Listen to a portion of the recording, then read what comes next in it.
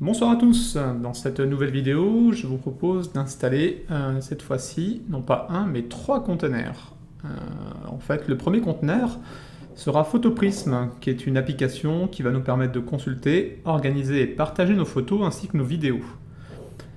L'intérêt de cette application, c'est qu'elle dispose de fonctionnalités assez classiques, en fait, comme la création d'albums, et d'autres beaucoup plus innovantes, comme la détection des doublons par exemple, la géolocalisation des photos, via les coordonnées GPS qui sont contenues dans les EXIF, ainsi que l'ajout de mots-clés automatiquement via la technologie TensorFlow de Google. Alors pourquoi j'ai fait le choix de cette application? C'est parce qu'en fait, pendant des années, j'ai été un utilisateur en fait d'Adobe Lightroom, et j'en ai eu un peu marre de payer un abonnement mensuel, et donc je suis passé à Luminar AI il y a quelques mois, mais j'étais pas du tout satisfait du module bibliothèque de Luminar, donc je me suis mis en quête en fait d'une façon en fait de pouvoir gérer un peu plus facilement mes photos.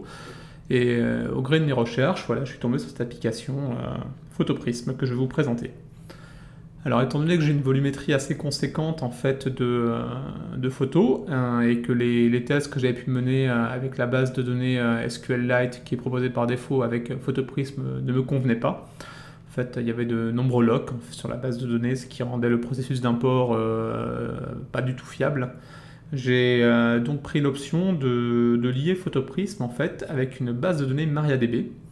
Donc nous allons voir dans cette vidéo comment faire ce lien, sachant que j'avais une spécificité, c'est que dans le cadre de l'installation du conteneur Docker, j'utilise déjà une base de données MariaDB, et donc là j'ai voulu en fait associer Photoprism à une seconde base de données dans un autre conteneur MariaDB. Donc je vais vous montrer comment j'y suis arrivé.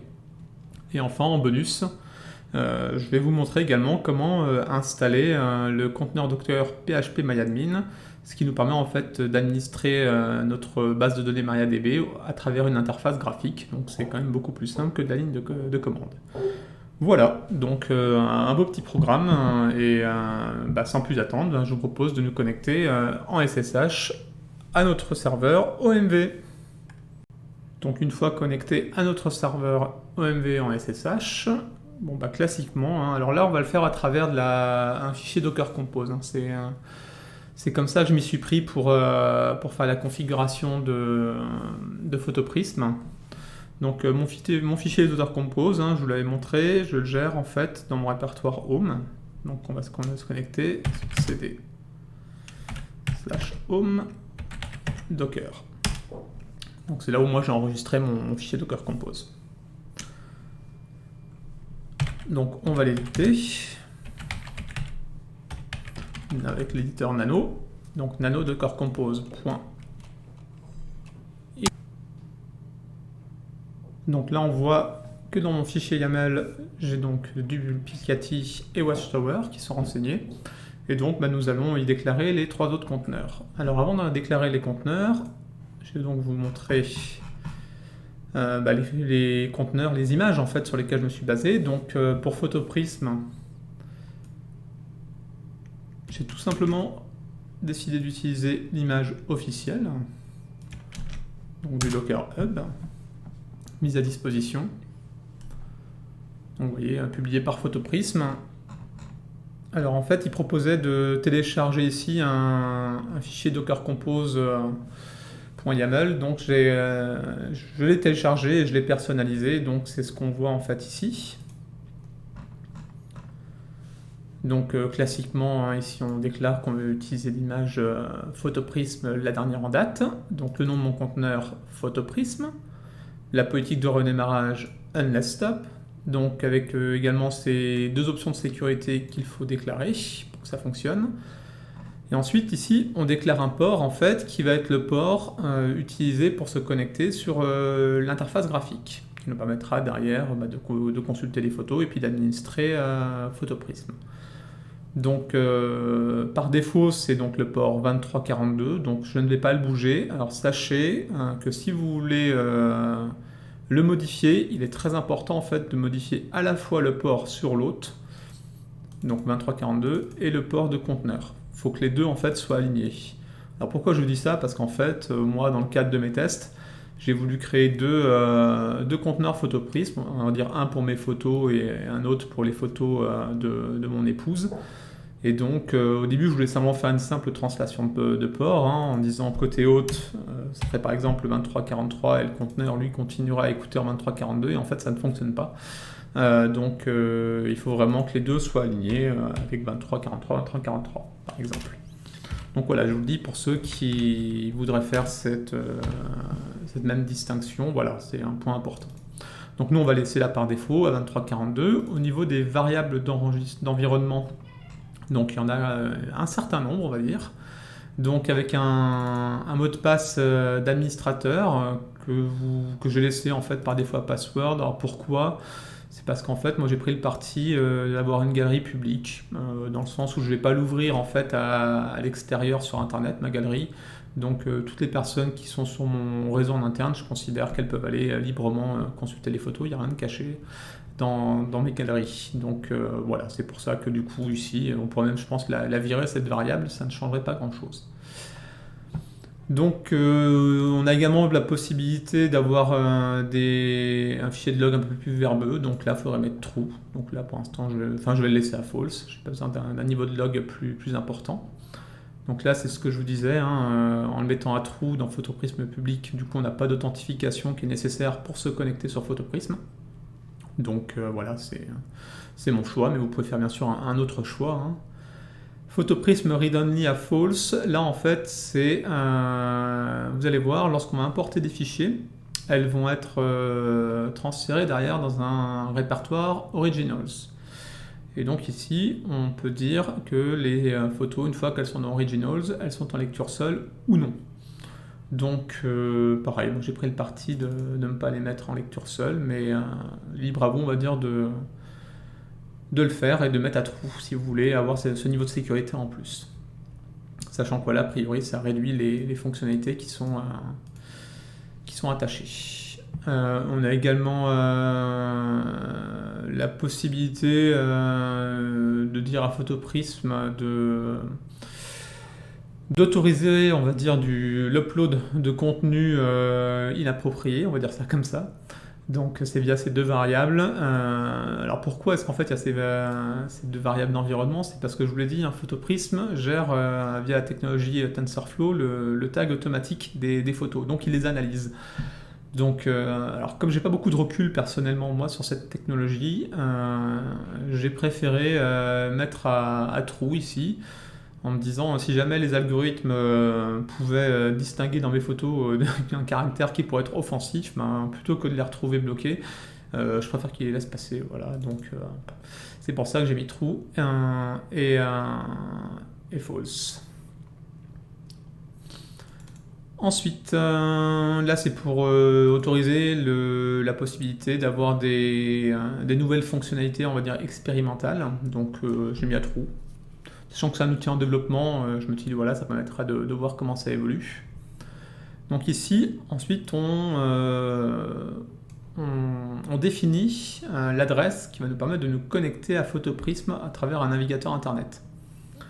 Donc voilà, donc par défaut, hein, ce qui est important ici, c'est qu'il faut absolument que vous ayez la même chose entre le port que vous déclarez là et le port bien sûr ici que vous déclarez dans l'URL, sinon ça ne fonctionnera pas. Donc vous pouvez laisser localhost, il n'y a pas de problème. Derrière, il sait bien faire le lien avec le nom de votre host. Donc ici, vous donnez un titre, un peu une description à votre galerie si ça vous chante. Donc voilà, vous pouvez mettre également le nom de l'auteur. Donc voilà, vous voyez mon nom, Christophe. Ensuite, au niveau des ports, donc là vous laissez par défaut le 0.0.0.0, il n'y a pas besoin de mettre votre IP local, hein, ça fonctionne. Donc ici on redéclare le port HTTP utilisé, donc toujours pareil, il faut que tout ça soit cohérent, hein, ici, ici et ici. Là, c'est si vous voulez laisser la possibilité de pouvoir modifier les réglages via l'interface. Donc, oui, moi je veux, hein, donc je veux pas que ça soit masqué. Donc c'est pour ça que j'ai mis false. Là, ici, on va commencer à rentrer dans le dur, où on indique à Photoprism quel est le driver en fait, de base de données qu'on veut utiliser. Donc MariaDB était un fork en fait, de MySQL, donc on met MySQL ici. Et ensuite, dans la variable suivante, on va venir décrire en fait, les paramètres pour se connecter à la base de données. Alors ici, on va utiliser en fait, le user Photoprism, qui est identifié par ce password que j'ai mis. Alors, je suis libre à vous, bien entendu, de venir le personnaliser. Et ça se connecte donc en TCP à la base de données Photoprism Database, qui écoute sur le port 3307. Donc ça, c'est un point important. Pourquoi j'ai mis 3307? Parce que comme je vous l'ai dit, j'ai une base de données, moi, j'ai un conteneur déjà MariaDB qui écoute sur le port 3306. Donc je ne peux pas avoir deux conteneurs qui écoutaient sur le même port, sur mon hôte. Donc c'est pour ça qu'ici j'ai mis 3307. Donc ensuite, là en fait c'est le schéma de base de données, hein, donc Photoprism et les différentes informations par rapport à cette base de données, donc le set de caractères et ainsi de suite. Donc en UTF-8 notamment, on va utiliser. Donc là après c'est simplement dire si quand Photoprism va générer les miniatures, il stocke également toutes ces informations dans des fichiers JSON et YAML, donc j'ai mis oui true. Là, c'est les algorithmes en fait qui permettent de réduire la taille des vignettes par rapport à la photo originale. Donc vous en avez différents, hein. Le plus qualitatif étant Blackman, le moins étant linéaire. Donc j'ai pris Lanczos, donc il y a un bon compromis. Donc là ici, c'est pour savoir si on cache ou pas les miniatures. Donc moi je voulais qu'elles soient cachées, donc je vais dans le cache. Pour être précis, donc c'est pour ça que j'ai mis false. Leur taille, donc 2048 en résolution. Là, c'est si elles étaient, si on génère en fait des miniatures à la demande, voilà quelle est la taille max, donc 7680 j'ai mis. La taille des JPEG hein, pour la conversion, donc j'ai laissé par défaut en fait à 7680. Et la qualité des JPEG à 92. Et là, en fait, pour ceux qui utiliseraient Darktable, donc qui est un éditeur de RAW sur Linux, on a également la possibilité, a priori, de faire un lien avec des presets. Bon, moi, j'utilise pas Darktable. Je l'ai dit, j'utilise Luminar 4, donc j'ai laissé à false. Ensuite, au niveau des volumes, on en déclare un premier en fait, donc moi je mets comme d'habitude hein, dans mon répertoire Docker Data, Photoprism, Storage.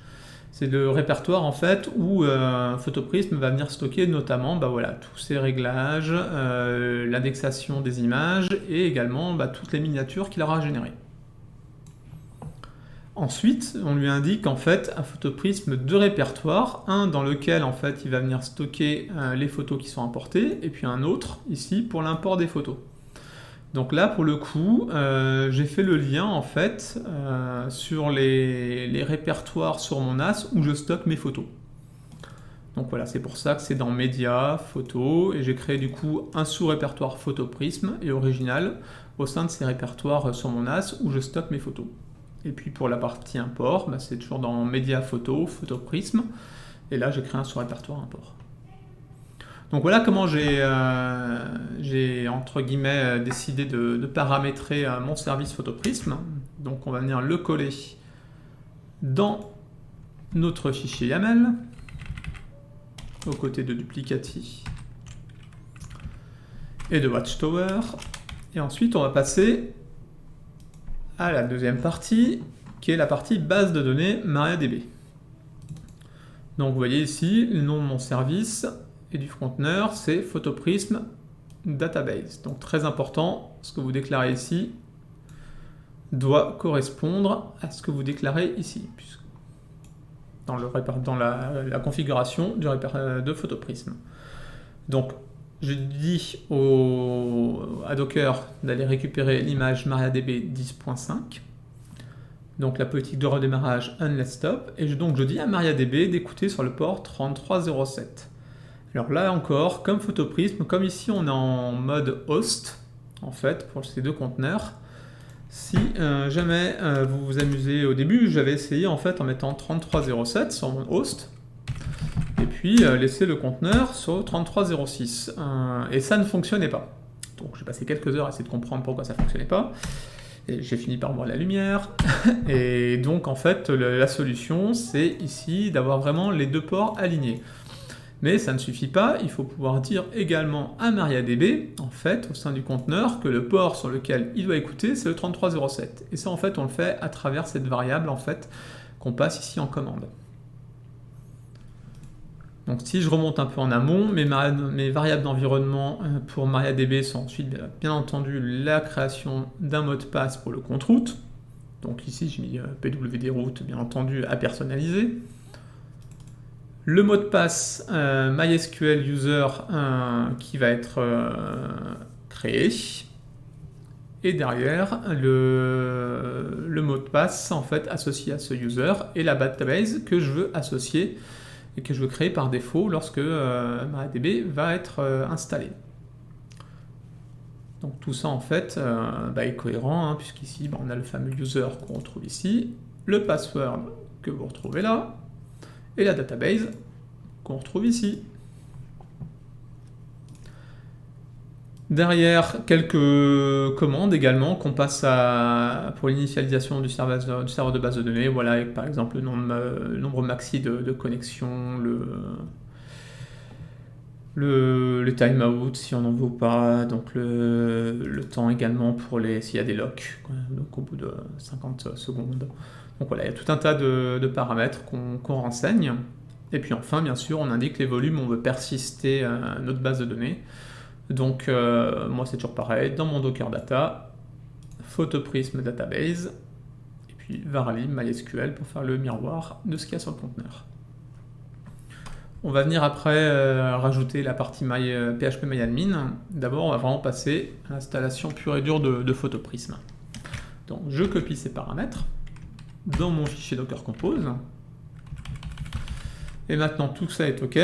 Je fais donc CTRL-O, je valide, et CTRL-X. Alors maintenant que notre fichier Docker Compose est mis à jour, on va venir démarrer les conteneurs. Donc on fait la petite commande sudo Docker Compose. Alors je vais faire stop pour stopper tous les conteneurs qui sont déclenchés, définis dans ce fichier YAML.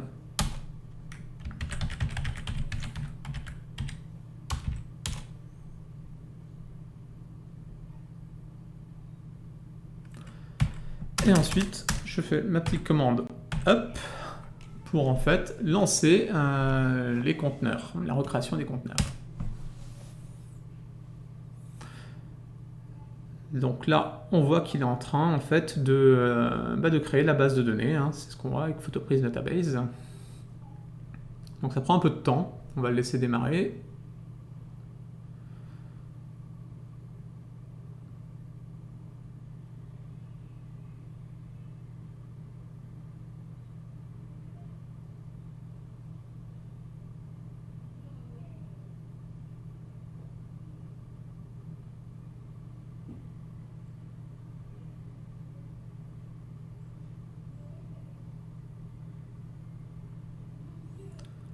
Et voilà, une fois que vous avez cette ligne Photoprism avec Starting Web Server, avec l'IP et le port, on va donc se connecter, nous, sur cette page.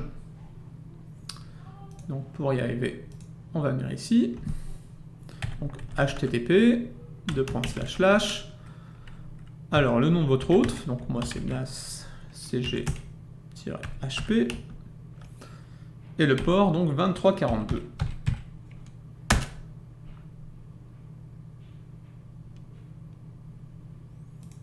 C'est nash.chp.local, je pense. C'est mieux. Donc on arrive sur Photoprism. Avec en fait, par défaut, le logiciel est en anglais. Donc ne vous inquiétez pas. Donc on appuie là, comme vous avez vu. Hop, on va revenir. Ici on a la petite flèche, qui nous permet en fait de déplier le menu. Donc on va sur Settings. Et là sur Settings, en fait, on a la possibilité de passer en français ou voilà, dans d'autres langues. Au niveau des paramétrages, donc vous avez la possibilité de cacher les photos privées, donc moi non, ça ne m'intéresse pas. Également d'appliquer des filtres par rapport à la qualité des données, moi je ne veux pas filtrer mes photos en fonction de leur qualité. Convertir les JPEG en RAW, moi ça ne m'intéresse pas, puisqu'en fait,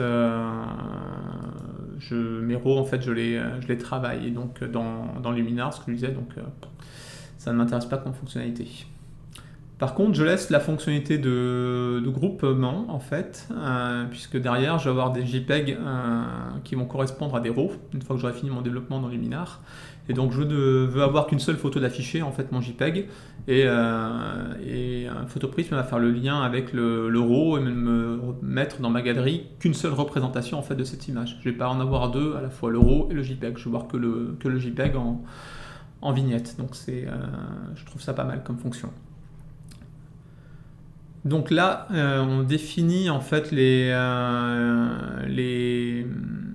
la façon dont le matching va s'opérer pour identifier notamment les doublons et les regroupements. Donc c'est en fonction des lieux d'emplacement et de temps, et puis également le fait que, on va dire à Photoprism d'appliquer un unique ID à chaque photo par rapport à l'analyse qu'il va en faire. Au niveau de l'interface utilisateur, alors moi j'aime bien le thème Cyano, donc c'est ce que je sélectionne, mais libre à vous bien sûr de mettre le thème qui vous intéresse. Et donc là après c'est les fonctionnalités qu'on peut laisser disponibles, donc soit chargement, téléchargement des fichiers, le partage, l'archivage, pour le coup moi ça ne m'intéresse pas. La modification, ça c'est intéressant, si on veut modifier le titre qui a été donné automatiquement par le soft et les métadonnées. Si on veut parcourir les dossiers originaux, oui. On peut même laisser Photoprism vous créer des albums automatiquement, un peu comme Apple le fait par exemple sur les iPhones, avec le logiciel photo. Moi personnellement ça ne m'intéresse pas, mais voilà, sachez qu'il y a la fonction. Donc ici on peut venir parcourir les différents tags qui ont été définis par le logiciel ou qu'on va pouvoir définir manuellement. Donc on peut voir les photos associées à des tags, donc ça c'est intéressant pour moi, donc je le laisse. On peut venir parcourir sa bibliothèque, importer des fichiers, voir les journaux et également afficher les photos par lieu. Donc c'est plutôt intéressant comme fonctionnalité, donc moi je la laisse cocher. Donc voilà les settings pour ma part que j'utilise, et je vous propose de passer à la fonctionnalité d'import pour voir comment elle fonctionne. Alors pour y accéder, c'est assez simple. On va ici dans Bibliothèque, on prend l'onglet Copier. Et ici, en fait, on a la possibilité de sélectionner le dossier d'import et de cliquer sur Importer. Alors, avant de faire ça, il y a alors moi, en tout cas, j'ai une commande que je dois passer. En fait, j'ai un petit souci, c'est qu'il faut que je donne les droits en lecture et en écriture sur mes répertoires où sont stockés mes fichiers, en fait.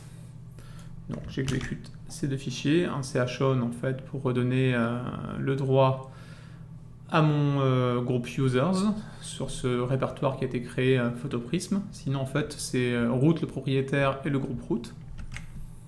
Donc pas très pratique pour moi.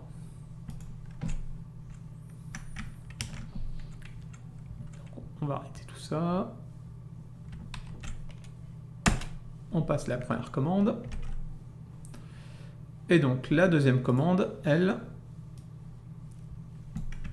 va venir passer en fait les droits en lecture-écriture pour tous les users, tous les groupes. Enfin pour le user, pour le groupe propriétaire et puis pour les autres. Voilà, donc au moins c'est super libre. C'est comme ça que j'ai paramétré personnellement mes droits sur mes répertoires partagés, donc c'est mon choix, on va dire.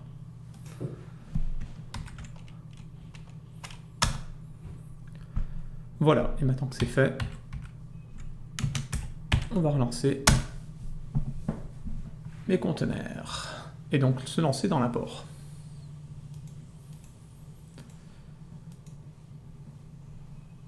Donc ici pour tester en fait la fonctionnalité d'import, je vous ai préparé ici tout un jeu de fichiers RAW. Il y en a 406 pour à peu près 8 Go, donc on va vraiment stresser, je pense, le programme. Donc on va le déposer dans le répertoire Photoprism, import. Alors je ne vais même pas faire un coupé, j'aurais dû faire un coupé en fait. Sinon ça va prendre un temps infini. Donc hop, on revient ici, Photoprism, import, et je colle mes 8 Go de photos.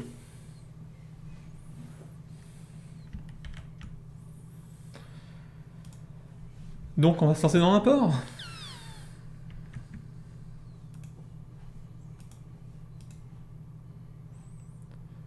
Donc pour l'import, on retourne sur copier, voilà ici, donc tous les fichiers du dossier d'importation, tout à fait. Je vais dire de déplacer les fichiers, pour dire de les mettre dans le répertoire Originals. Donc ils vont passer en fait ici de Photoprism import vers Originals. Et vous allez voir en fait il va les classer par année mois, en leur attribuant un ID unique en fait. Et donc on clique sur le fichier, le petit bouton importer, et on laisse toute la mécanique se passer.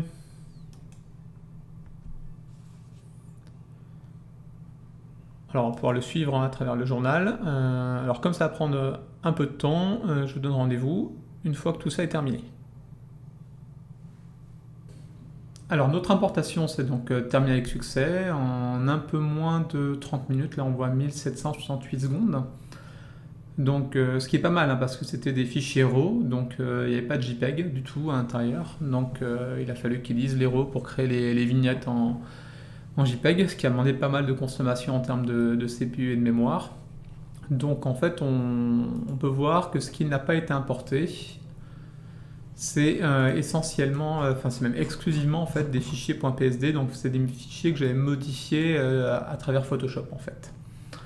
Donc voilà, autrement tout le reste a été correctement ici transféré dans mon fichier, dans mon répertoire Originals, et donc ce que je disais par année et mois, et derrière il a attribué un ID pour chaque fichier. Alors le résultat dans la galerie, donc vous voyez ici en fait les photos, donc il y en a 324. Donc pour l'instant il n'y a pas d'album, c'est normal, hein, donc elles sont toutes dans nos triés. Donc vous voyez, en fait, c'est des photos que j'avais prises aux 24 heures du Mans il y a quelques années. Donc on va en cliquer sur une. Hein. Donc ça vous permet de voir en fait le rendu. Vous voyez que c'est quand même très très rapide, hein. Il n'y a pas de lag du tout. C'est plutôt sympa pour se balader au sein des photos. Donc franchement, rien à redire, quoi. C'est du bon taf. Donc ce que je vous disais, c'est qu'on peut derrière naviguer à travers des étiquettes. Donc là en fait c'est le Photoprism qui a automatiquement rajouté ces tags. Hein. Donc là, truck, en effet, on n'est pas forcément c'est pas très opportun, mais bon, on peut le modifier, il n'y a pas de problème. Hein. Si vous voulez enlever par exemple ce label truck, ces photos-là, vous rentrez dedans, vous prenez le crayon ici en édition. Donc là, vous voyez tous les exifs qui s'affichent. Donc là, vous voyez en fait qu'il nous a rajouté le fameux mot-clé truck. On le voit également ici, au niveau des étiquettes. Et donc, on peut très bien lui dire ici de le supprimer. Et par contre, de rentrer par exemple une étiquette qui serait car. Voilà. Donc là, vous voyez toutes les caractéristiques du fichier. Enfin, c'est vraiment complet comme logiciel, je trouve. Et donc là, on les a vus par étiquette. On a bien entendu la faculté de trier par lieu également. Donc là, vous voyez en fait les différents endroits où je suis allé prendre les photos sur le circuit des 24 heures, et il a su me le restituer. Hein, donc c'est plutôt pas mal, hein, franchement. Ensuite, qu'est-ce qu'on peut dire par calendrier également, vous pouvez les voir par date. Donc là, c'était en juin 2017 à l'époque, ces photos. Donc si vous rentrez ici dans photos, vous avez différentes façons de les afficher. Hein. Donc là, c'est calendrier, c'est aux photos, on peut avoir la même vue. Donc là, Vous avez la vue voilà, en grosse vignette, on va dire avec les principales informations EXIF. Donc voilà l'appareil, un 6D, le lieu où ça a été pris, la date et le titre qu'il a automatiquement donné. Donc voilà, on peut bien sûr cocher des favoris, ce qui fait que voilà, quand je coche un favori, automatiquement je les retrouve ici. Donc vraiment pratique. Quand vous voyez ici le petit appareil photo, c'est-à-dire que c'est un RAW en fait derrière. Donc voilà, on peut facilement identifier les RAW. On a des critères de recherche. Hein. Si je tape, je sais pas, moi, tertre rouge, je vais voir toutes mes photos du tertre qui correspondent au tertre rouge. D'ailleurs, pas force. Oui, c'est bon. Qu'est-ce qu'on peut dire ici? On a voilà, des différents critères de tri et de filtre également par pays, par appareil photo, par lieu. Enfin, franchement, c'est vraiment puissant par catégorie ici. Donc là, c'est vos tags. Donc vraiment pratique. Hein. On peut sélectionner plusieurs photos ici. Voilà, vous les prenez là. Alors quand vous en sélectionnez une, là, vous avez un bouton d'action qui vous permet alors soit de ajouter un album, soit de la télécharger, soit de l'éditer, soit également de la partager, donc en générant un lien. Donc voilà, on peut en sélectionner plusieurs, hein, bien entendu, il n'y a pas de problème. Qu'est-ce qu'on peut dire d'autre encore? Bon voilà, hein, vous pouvez, les photos non triées, hein, vous pouvez bien sûr les... en sélectionner plusieurs, vous appuyez sur une et puis le bouton Shift, et voilà, ça vous fait toute la ligne. Hein. Puis là, vous ajoutez un album, par exemple, ici, ajoutez un album. Donc voilà, c'est vraiment pas très compliqué à utiliser, on va dire. Donc voilà, je trouve que c'est vraiment un bon logiciel de classement qui mérite d'être découvert, et puis il a l'air d'avoir une équipe qui a l'air de le développer, donc assez prometteur, je trouve. Donc je vous propose de passer à la dernière partie de ce tuto, qui est l'installation de PHP-MyAdmin pour administrer notre base de données SQL. MariaDB, pardon. Donc pour l'administration en fait de notre base de données MariaDB, donc l'image que j'avais retenue c'était celle officielle de PHP-MyAdmin, hein, qui est assez simple hein, dans sa structure. Donc on dit qu'on récupère la dernière version, le nom du conteneur, l'environnement, voilà, alors ça PMR arbitrary, je ne sais pas ce que c'est honnêtement, et ici le mot de passe route de ma base de données. Et le port, alors par défaut il écoute sur le port 80, donc moi comme il est utilisé, j'ai dit que ce serait le port 2080 de mon host.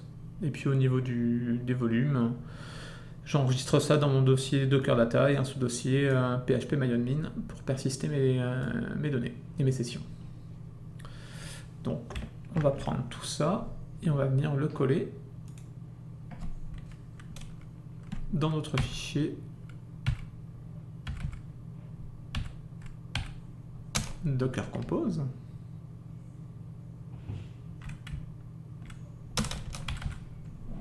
Donc comme d'hab, bien sûr, hein, tous ces paramètres du fichier Docker Compose seront sur le blog. Voilà, tout est OK.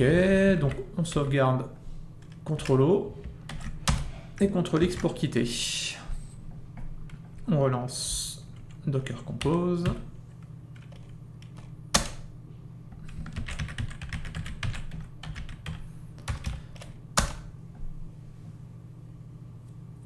Et on va donc se connecter sur PHP-MyAdmin. On va donc rentrer http votre nom d'hôte, suivi donc du port 2080. Donc ici on peut choisir le langage, hein, donc moi j'ai mis le français bien sûr. Donc le serveur sur lequel on veut se connecter, donc moi il écoute sur le port 3307 sur le port 3307 de mon hôte, MariaDB, donc l'utilisateur root, et le mot de passe, donc c'était pwd root.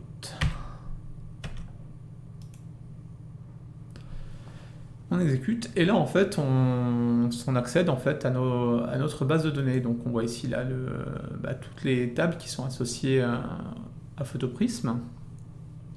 Donc on peut voir également les différents comptes utilisateurs, hein, donc le root, Photoprism. Donc derrière, voilà, il y a toute la possibilité vraiment d'administration du serveur de base de données, l'exécution de requêtes SQL, si on veut derrière exporter les données de la table pour si jamais on veut les sauvegarder pour les rapporter plus tard. Donc voilà, tout est ici, tout est sous la main. Alors c'est assez pratique en fait. Ce que je vous disais tout à l'heure, c'est si jamais vous voulez créer un deuxième Photoprism pour un autre utilisateur, par exemple de votre famille, vous pouvez très bien en fait derrière réutiliser cette base de données PHP-MyAdmin, en fait, ce conteneur MariaDB, et créer une deuxième base de données à l'intérieur. Une base de données Photoprism 2 par exemple. C'est assez simple en fait. Il suffit d'en passer par ici, vous créez une nouvelle base de données et vous donnez ensuite les droits à votre utilisateur Photoprism d'accéder et d'avoir les droits sur cette base de données. Donc c'est pas mal. Moi c'est ce que j'ai fait lorsque je me suis entraîné. J'ai créé une nouvelle base de données Photoprism 2. Et puis derrière, c'était le même user Photoprism qui avait les droits sur Photoprism et sur Photoprism 2. Et donc ça me permettait d'avoir deux Photoprism en parallèle. Donc voilà, écoutez, j'espère que toutes ces informations vous auront été utiles. N'hésitez pas, bien entendu, à me faire remonter vos éventuelles interrogations dans les commentaires de la vidéo. Et puis, je vous dis à la prochaine pour une nouvelle vidéo. Je vous remercie. Ciao.